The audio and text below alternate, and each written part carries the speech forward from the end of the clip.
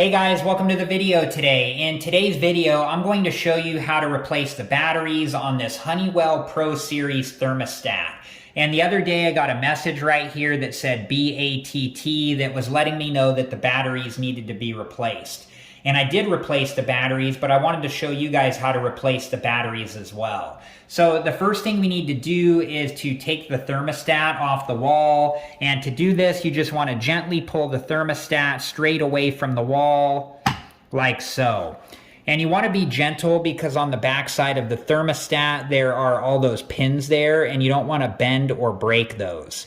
So we can see that there's two AA batteries here, and to get these out, if you just get a hold of the plus sign side first, and then you can lift that up and then take the batteries out like so. Okay, let's install the two new AA batteries. Okay, so when you install the two new AA batteries, you want to make sure that you install them the right way. There's a plus sign there and a plus sign up there letting us know which direction to install the two new AA batteries. And if you put in the minus sign side first, then you can push down and it will allow you to push the positive sign side into place like so.